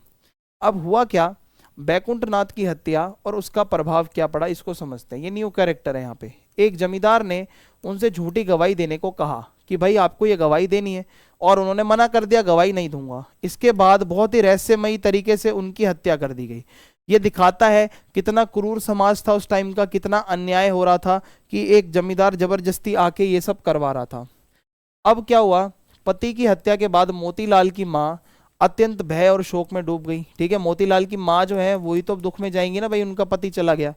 और जमींदार का आतंक बहुत ज्यादा था, वो खुलकर रो भी नहीं पा रही थी। तो समाज के दबाव में पति की अंतिम क्रिया कर रातों रात देवानंदपुर अपने भाई के पास चली गई। और ये दिखाता है कि भाई मोतीलाल जी ने कितना दुख झेला है कि उनके पिता की एक तो डेथ हो गई इस तरीके से, कितना आतंक था जमींदारों का। अब उसके बाद फिर मोतीलाल का विवाह होता है और आगे की शिक्षा आती है। बड़े होने पर मोतीलाल का विवाह केदारनाथ गंगोपाध्याय की पुत्री भुवन मोहिनी से हुआ और उस समय विवाह में धन से अधिक कुलीनता और वंश मर्यादा का महत्व था। पैसा इंपॉर्टेंस नहीं रखता था। पहले के जमाने में क्या था, आपका वंश, आप किस वंश से हो, फैमिली का कितना नाम है, ये ज्यादा देखा जाता था। तो मोतीलाल को स्ववंश की संतान मानकर ही यह विवाह हुआ था कि भाई वो एक अच्छे घर से आता है। और केदारनाथ के घर रहकर मोतीलाल ने मैट्रिक परीक्षा भी पास की थी, तो उनकी जो एक पढ़ाई का स्तर था वो उस लेवल, उस टाइम के अकॉर्डिंग ठीक था। पटना कॉलेज और स्वभाव का अंतर। आगे की पढ़ाई के लिए मोतीलाल पटना कॉलेज गए। ठीक है, ये इस कहानी के पार्ट्स हैं, अलग अलग ऐसे अंशों में बटी हुई कहानी है। तो आगे की पढ़ाई के लिए मोतीलाल पटना के कॉलेज में जाते हैं और उनके चचिया ससुर, ठीक है, यानी कि चाचा ससुर होते हैं अघोरनाथ, उनके सहपाठी थे। अब ये सारी चीजें आ रही हैं निकल कर, ठीक है। तो अघोरनाथ उनके सहपाठी थे। अब दोनों के स्वभाव बिल्कुल विपरीत थे। कैसे, मोतीलाल तो भाई कल्पना करते रहते थे, इमेजिनेशन, थोड़ा स्वप्नदर्शी भी थे, सपने भी देखते थे। लेकिन जो अघोरनाथ है वो बहुत अनुशासन में रहते थे। ठीक है, ये वही सारी कहानी शुरू हो गई उनके मामा की और यहाँ से इनकी, पे थोड़ा फ्लैशबैक चल रहा है। तो कभी भी क्लोज तो नहीं हो पाए क्योंकि दोनों के विचार एकदम उलट थे। अब क्या हुआ, मोतीलाल को पढ़ने लिखने से ज्यादा कल्पनाओं में डूबे रहना पसंद था। यानी कि मुझे कल्पना की गोद में सिर रखकर सो जाने दो, वो ऐसा कहते थे। यानी कि उनका जीवन जो था ना वो अस्थिर हो गया, वो कल्पना और सपनों में ज्यादा खोए रहते थे। कॉलेज ज्यादा दिन तक नहीं चल सका। देवानंदपुर लौटकर उन्होंने नौकरी करना शुरू करी। उस समय एंट्रेंस पास के लिए जो मतलब इंटर पास करके आ रहा है उसके लिए नौकरी मिलना कठिन नहीं था। उनको नौकरी तो मिल गई जितनी उनकी स्टडी करी हुई थी, लेकिन उनके स्वभाव के कारण स्थिरता नहीं आई। उनका स्वभाव कैसा था, अस्थिर स्वभाव था, सपनों में ज्यादा खोए रहना, कल्पनाएं ज्यादा करना, अधूरा ज्ञान और बाल सुलभ विश्वास। शरद को अभी विलासी के मृत्युंजय का पूरा ज्ञान नहीं था। इन्होंने फिर से कोई ना कोई रचना पढ़नी शुरू कर दी। शरद जो है भाई वो साहित्य पढ़ता ही रहता है। उसे यह नहीं पता था कि सांप को जड़ी दिखाने से पहले डराने की प्रक्रिया भी बताई गई है। ठीक है, अगर मैं आपको यहां तक बताऊं, सिर्फ किताब पढ़ने से कुछ नहीं होता। अभी मैंने पूरा आपको जितना पार्ट्स वगैरह पढ़ाए उसमें यही चीजें निकल कर आ रही हैं कि व्यवहारिक ज्ञान होना भी अत्यंत आवश्यक है। बिना व्यवहारिक ज्ञान के कुछ भी नहीं है। ठीक है, तो ये सारी बातें हैं। अब आगे बढ़ते हैं। अब हम आगे शरद का बाल्यावस्था का जो स्वभाव है उसके बारे में पढ़ेंगे और जानेंगे कि उसके बचपन का क्या था। 5 वर्ष की आयु में शरद को प्यारी पंडित की पाठशाला में भर्ती कराया गया था, जब वो केवल 5 वर्ष के थे। और वो बहुत शरारती भी था, रोज कोई ना कोई कांड करता था, पढ़ाई में तेज था और जैसे जैसे वो उम्र उसकी बढ़ती थी तो उसकी शरारतें भी बढ़ती जा रही थी। ठीक है, अब जैसे यहाँ पे कुछ इंस्टेंसेस दिए गए हैं कि चिलम की शरारत और दंड। पंडित जी की चिलम में तंबाकू की जगह ईंट के टुकड़े रख देना, क्योंकि उनकी चिलम थी वहां पे तंबाकू होता था, उसकी जगह उन्होंने ईंट के टुकड़े रख दिए थे। तो ये भी एक शरारत थी। पकड़े जाने पर वो भाग निकला, घर जाकर उसने माँ से भी मार खाई। तो बचपन से ही वो बहुत शरारती थे। दादी ने भविष्यवाणी की कि ये लड़का बड़ा होकर महान व्यक्ति बनेगा। और पंडित जी भी कई बार उसकी शरारतें अनदेखी कर देते थे, क्योंकि वो पढ़ने में होशियार था, तो पढ़ाई भी करता था, ये मैंने आपको अभी तक बताया पीछे। और ये उसकी कुछ पीछे की कहानियां हैं। इसके अलावा बचपन की एक उनकी दोस्त थी धीरू। तो शरद की बहुत क्लोज मित्रता हुई धीरू नाम की एक लड़की से। दोनों साथ खेलते थे, घूमते थे, फल चुराते थे, मछली पकड़ते थे, पतंग वगैरह भी बनाते थे। झगड़े भी होते थे, पर मित्रता और गहरी होती गई। यानी कि झगड़े बहुत होते थे उनमें, लेकिन उनकी दोस्ती भी बहुत क्लोज थी। और धीरू करौंदों की माला बनाकर शरद को देती थी। यानी कि बचपन में इन दोनों में बहुत प्यार था। वो माला बनाती थी फूलों की और उसको देती थी। अब पाठशाला की एक घटना थी। जलपान की छुट्टी में, यानी कि पानी पीने के लिए हर कोई गया था, तो शरत ने क्या करा, भोलू को धक्का देकर चूने के ढेर में गिरा दिया और भाग गया। यानी कि बच्चे आपस में लड़ते हैं, एक दूसरे को धक्का देते हैं, वो बताया जा रहा है। और पंडित जी की खोज मुहिम चली। पंडित जी, मास्टर जी आए, उन्होंने पूछा भाई क्या हुआ, और वो पकड़ा नहीं गया। और ये घटना दिखाती है कि वो बहुत चतुर था, साहसी भी था, ठीक है, और गलत काम भी कभी कभी करता था शरारत में। धीरू से झगड़ा। अब एक दिन क्या हुआ, आम के बाग में छिपते समय शरद का धीरू से झगड़ा हो गया और उसने उसे मारा। ठीक है, दोनों में आपस में बहुत लड़ाई हुई और धीरू ने कहा मैं माँ से शिकायत करूंगी, उसने धमकी दी। दोनों पिटे, पर मित्रता बनी रही, दोस्ती टूटी नहीं। आगे चलकर धीरू शरद के उपन्यासों की नायिकाओं का आधार बनी। आगे जो शरद चंद्र ने जितने भी उपन्यास लिखे, बहुत बड़े रचनाकार हुए हैं, उन्होंने फिर धीरू नाम से बहुत कैरेक्टर डाले। देवदास की पारो, बड़ी दीदी की माधवी, श्रीकांत की राजलक्ष्मी, उन्होंने बड़े बड़े जो नायिका वाले कैरेक्टर थे वो अपनी उसी बचपन की दोस्त के ही ख्यालों में रखे। रंगमंच, गायन और आवारगी। हुआ क्या, शरद यात्रा दल में शागिर्दी करता, उसका कंठ मधुर था। यानी कि वो बैठकर और वहां पे गाने गाना और अपने गले का बहुत अच्छे से वो यूज करता था। कभी ऊब कर, कभी बोर हो जाता था तो वो अनिश्चित यात्राओं पर निकल जाता था, कभी इधर उधर घूमने, फिर घर लौट आता था, फिर पढ़ाई करता था, फिर वो शरारतें करता था। तो एक यही चक्र इसकी लाइफ में चलता रहता था। एक दिन क्या हुआ, बसंतपुर की साहसिक यात्रा। नयन बागदी के साथ बांस लेने बसंतपुर गया। लौटते समय जंगल में लुटेरों की घटना देखी। भाई लूटपाट बहुत होती थी, वो एक ऐसा एरिया था। तो भय, साहस और करुणा का मिश्रण। लुटेरे को पकड़ने पर भी शरद उससे मार नहीं कर पाया, ठीक है, और करुणा प्रबल रही। यानी कि लुटेरे को उसने पकड़ भी लिया, लेकिन उसको लुटेरे को मारा पीटा नहीं उसने। ये दिखाता है कि उसके अंदर करुणा का भी भाव था, माफ करने की उसमें एक क्वालिटी थी। पढ़ाई में अस्थिरता, अनुभव में वृद्धि। अब बार बार स्थान बदलने से पढ़ाई बाधित हुई। कभी पिताजी के साथ यहाँ रहना पड़ रहा है, कभी माताजी के साथ वहां जाना पड़ रहा है। तो एक तरीके से पढ़ाई जो थी ना, उसमें स्थिरता नहीं थी। अब भागलपुर के कठोर अनुशासन के विरुद्ध उसके भीतर विद्रोह था। जो भागलपुर में, उसके ननिहाल में जितना ज्यादा कठोर अनुशासन था, वो उस चीज को सहन नहीं कर पाता था। फिर भी वो कोशिश करता था मैं एक अच्छा लड़का रहूं। आत्मचिंतन करता था, मैंने आपको बताया, तपोवन में बैठता था, ठीक है। यहीं से उसने कहानियां लिखना आगे सीखा। शारीरिक रूप से बहुत साधारण था, उसकी आंखों में एक चमक थी। और वो वहीं आज जो जितनी भी उसकी रचनाएं हैं, उसकी वो रचनाओं का जो सारा बीज है वो कहाँ फूटा, वो उसी एकांत में बैठकर सोचता था। तीक्ष्ण बुद्धि लेकिन दिशाहीन था। हुआ क्या, शरद जो था वो बिल्ली की तरह पेड़ों पर चढ़ जाता था, बहुत एक्टिव था, फुर्तीला भी था, भाई साहसी भी था, बुद्धि बहुत तेज थी।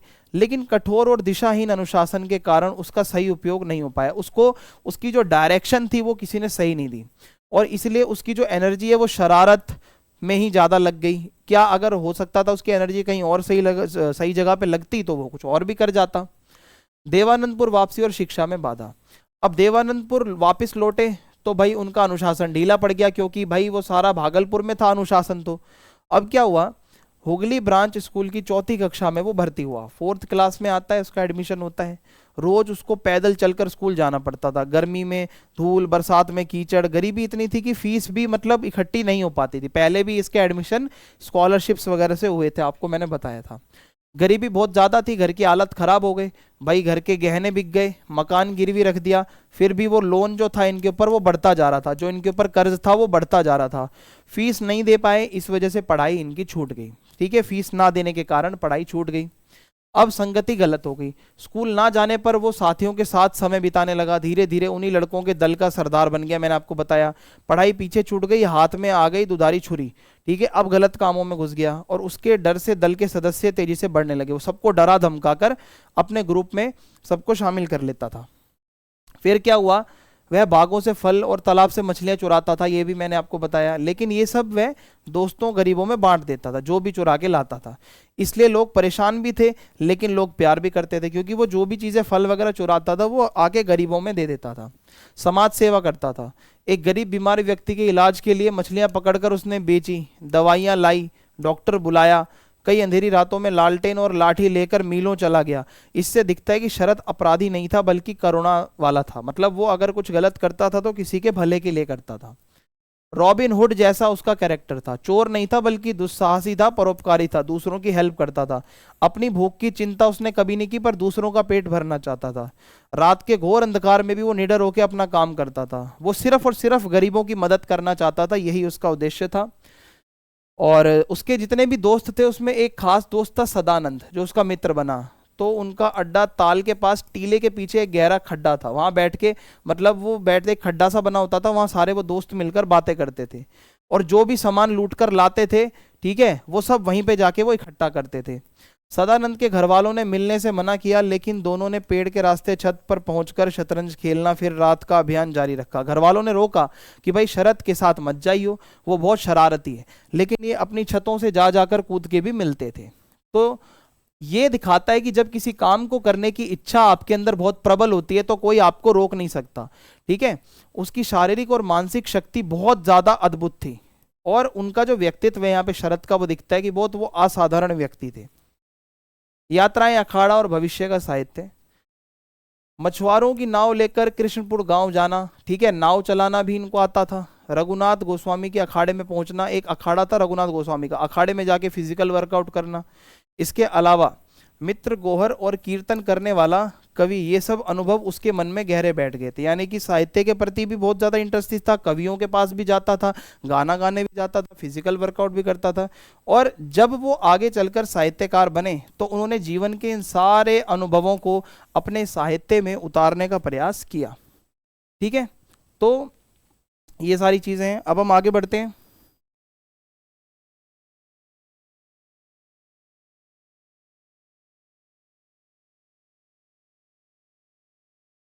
अब आगे बात आती है हत्यारा बाग और इमली का पेड़। तो गांव की एक सुनी सुनाई कहानी थी कि एक व्यक्ति ने इमली के पेड़ पर आत्महत्या की थी। यानी कि एक सुसाइड किया गया था गांव में एक व्यक्ति द्वारा। और बच्चों को बहुत ज़्यादा डर था कि इस पेड़ के पास जाने से कुछ भी हो सकता है। शरीर में कांटे उठ जाते थे, आंख बंद कर दौड़कर निकलना पड़ता था। इतना डर लगता था कि अगर आप उस पेड़ के पास से गुजर रहे हो तो आपको आंख बंद करके जाना पड़ेगा। और ये क्या है कि बच्चों में बहुत कल्पनाशीलता होती है, बच्चे सोचते हैं कि शायद वहां पे कोई भूत होगा, बच्चों को लगता है कि वहां पे बहुत कुछ डरावना सा होता होगा, ठीक है, इसलिए ऐसा डर था। भय से आत्मीयता तक का परिवर्तन होता क्या है कि जो बचपन में जो पेड़ डरावना लगता था, वही जब उम्र बड़ी होती है तो वो पेड़ डरावना नहीं लगता, ठीक है, ना वो भयावह लगता है ना विशाल। अब वो लगता है कि जाना पहचाना एक ऐसा पेड़ है जो मतलब बचपन में डराता था पर अब नहीं डरा था। और लेखक पेड़ से बात भी करता है, यानी कि ये दिखाता है कि यहाँ मानवीकरण किया जा रहा है पेड़ का। पेड़ बातें थोड़ी करते हैं, लेकिन लेखक पेड़ से बातें भी करता था। स्मृति और स्नेह का भाव। लेखक पेड़ को बचपन का पड़ोसी और आत्मीय कहता था, क्योंकि बचपन में घर के पास ही पेड़ था। तो बचपन में डर, लेकिन बड़े होकर उसी से दोस्ती हो गई। और बचपन का डर अब अपनेपन में बदल गया। समय भय को भी स्मृति में बदल देता है कि एक समय जो आपको डर लगता था वही बड़े होकर आपकी वो याद बन जाती है कि यार हम बचपन में उस पेड़ से डरते थे। संध्या का प्रकाश। तो संध्या का ढलता प्रकाश बचपन के समाप्त होने का प्रतीक है। जब संध्या का प्रकाश ढलता है तो अंधेरा आता है, यानी कि बचपन का अब खत्म होने का टाइम आता है। यानी कि जो आपका अतीत था, जो बचपन में आपने जितनी चीजें करी, अब वो हमेशा तो नहीं रहती एक्टिव, ठीक है। वो जैसे आप बचपन में थे, शरारतें करते थे, एक टाइम आता है वो समय बीत जाता है आपका। तो लेखक स्वयं स्वीकार करता है, एक्सेप्ट करता है कि ये पंक्तियां लिखते समय उसका अपना बचपन आंखों में जी उठा। जब ये आत्मकथा वगैरह उसने लिखी अपने बारे में, तो वापस से वो अपने बचपन में चला गया कि ये सब चीजें, खेलना कूदना, इधर उधर जाना, शरारत एंड ऑल, ये उसने अपने बचपन में की, ठीक है। तो मुंशी लोगों का हत्यारा बाग का बदलकर खां लोगों का हत्यारा बाग हो जाना वास्तविक जीवन और साहित्य के बीच का अंतर दिखाता है। यानी कि एक तरीके से उन्होंने जो बचपन में जो हत्यारा बाग, जैसे कि मैंने बताया उस पेड़ के वहां पे आत्महत्या वगैरह करना, उस चीज को बदलकर उन्होंने अपने साहित्य में बताया कि वो कोई डर का नहीं था, वो बचपन की कल्पनाशीलता थी बच्चों की। गल्प गढ़ने की जन्मजात प्रतिभा। तो शरत में कहानी गढ़ना यानी कि कहानियां ऑन द स्पॉट बनाना उसको बहुत अच्छा आता था। ये उसकी स्किल थी कि कहानी को वो बहुत अच्छे से गढ़ लेता था। 15 वर्ष की आयु तक वो इस कला में पूरी तरीके से निपुण हो गया था। जब वो थोड़ा बड़ा हुआ 15 साल तक का, तो उसको बहुत अच्छे से कहानियां गढ़ना आती थी और पूरे गांव में लोग जानते थे कि भाई वो कहानियां बहुत अच्छी बनाता है और अच्छी सुनाता भी है। और स्थानीय जमींदार गोपाल दत्त मुंशी और उनके बेटे अतुल चंद्र शरत से बहुत प्यार करते थे जहां शरत रहता था। और अतुल चंद्र उसे थिएटर दिखाने कलकत्ता भी ले जाते थे जब वो थोड़ा बड़ा हुआ। थिएटर देखकर शरत उनसे जुड़ी कहानियां इतनी सुंदर लिखता था, जब वो खुद थिएटर में देखता था जाके क्या चल रहा है, फिर उसी चीज को वो अपने दिमाग से और भी वैसा लिखता था। तो उसकी कल्पनाशीलता, कथानक बनाना और ऐसे प्लॉट्स लिखना उसने वहीं से ही सीखा था, एक्सपीरियंस लेके। ठीक है। इसके अलावा मौलिक लेखन का आरंभ इसी अभ्यास के दौरान जब वो प्रैक्टिस कर रहे थे, तो उन्होंने अपनी पहली मौलिक कहानी लिखी जिसका नाम था काशीनाथ। ठीक है। ये उन्होंने अपनी पहली कहानी खुद से लिखी, और क्योंकि काशीनाथ उनके गुरु भाई भी थे। ठीक है। और इसके अलावा उन्होंने पूरा प्रॉपर वहाँ पे उसको लिखा, जितने भी उनके अनुभव थे वो सब उन्होंने लिखे। और भागलपुर में उसने इस कहानी को फिर से लिखा, यानी कि एक कहानी को उन्होंने रिवाइज कर करके अपने जो जीवन के एक्सपीरियंस थे वो उस कहानी में लिखे। और भी कुछ कहानियां थी जैसे काकबासा, कोरेल ग्राम, ये इन्हीं की कहानियां हैं जो शरत ने आगे चलकर लिखी, सारी इनके एक्सपीरियंस पे थी। और इसके अलावा शरत की एक क्वालिटी थी कि वो जो भी बचपन में देखता था उसको बहुत गहराई तक चला जाता था, फिर वो ढूंढने के लिए उसकी दृष्टि बहुत सूक्ष्म थी। वो एकदम गहराई से जाकर फिर उस पर स्टडी करता था और उसको लिखता था। जैसे नीरू दीदी, नीरू गांव की एक बाल विधवा थी। ठीक है। उनके पति की डेथ हो गई थी। सुशीला थी, बहुत सुशील थी, सेवा करती थी सबकी, और गांव के हर घर की उसने किसी न किसी रूप में सहायता करी थी। और शरत उसे दीदी कहता था और बहुत प्यार करता था वो अपनी उस दीदी से जो गांव की दीदी थी। हुआ क्या, नीरू का जीवन एक परदेसी मास्टर के कारण कलंकित हो गया था। गांव वालों ने उसके सारे उपकार भूलकर उसका सामाजिक बहिष्कार कर दिया। बोला ये तो ऐसे ऐसी है, तो खराब कैरेक्टर की है। बीमारी में भी कोई उसको सपोर्ट नहीं करता था, और वे मरने वाली थी और अकेली मर भी गई। ना किसी ने उसके शव को छुआ, ना उसका अंतिम संस्कार किया। और ये दिखाता है कि समाज उस टाइम पे कितना अमानवीय था। देखो साहित्य में क्या होता है ना, जो भी चीजें आप कहानी में पढ़ रहे हो वो उस टाइम पे समाज में चीजें चल रही होती हैं। ठीक है। तो शरत को नीरू के पास जाने की मनाही थी, उसको भी मना किया गया था कि मत जाना, फिर भी वो छुपकर उसको दीदी कहता था और जाता था। फल लाकर देता था, उसके हाथ पैर सहलाता था, क्योंकि शरत में एक मानवीयता थी, उसके अंदर इंसानियत का गुण था। ठीक है। नीरू ने समाज को नहीं खुद को दोषी माना, क्योंकि वो धीरे धीरे धीरे धीरे मतलब उसने बोला कि चलो ठीक है समाज मेरे पे कलंक लगा रहा है, वो इसी चीजों से ही मर गई। तो नीरू की घटना से जुड़कर शरत ने मृत्युंजय का जीवन देखा। ठीक है। समाज द्वारा इतना बहिष्कार हुआ उस महिला का। ठीक है। विलासी को नहीं छोड़ा, प्रयाश्चित नहीं किया, जंगल में रहकर सांप पकड़ना उसकी जीविका बनी, और बाह्य रूप से वह सपेरा बन गया पर भीतर से स्वाभिमानी और प्रेमनिष्ठ रहा। उसने देखा कि नीरू की घटना से उसने समझा कि समाज में अगर किसी के ऊपर कलंक लगाया जा रहा है तो मतलब एक इंसान होता है वो अपने ही आप मर जाता है कलंक के ही उस पर। तो उसने देखा इस समाज में बहुत गलत चीज़ें हैं, किसी का बहिष्कार करना, किसी के बारे में गलत बातें बनाना। तो ये जितनी भी त्रासदी थी, उसने जो अपनी दीदी की ये त्रासदी देखी और ये सब देखा, तो इससे ये सारे टॉपिक्स उसने अपने साहित्य में डाला। ठीक है। नारी पीड़ा, सामाजिक अन्याय जो नारियों के साथ गलत होता है, समाज में जब क्या किसी के ऊपर कलंक लगाया जाता है, किसी को अगर कोई प्यार करता है उसके ऊपर, तो ये सारी चीज़ें एक उन्होंने कहानी लिखी विलासी, तो उसमें उन्होंने ये सब डिस्कस किया कि स्त्रियों की क्या क्या पीड़ा होती है, वो सब उन्होंने बताया। इसके अलावा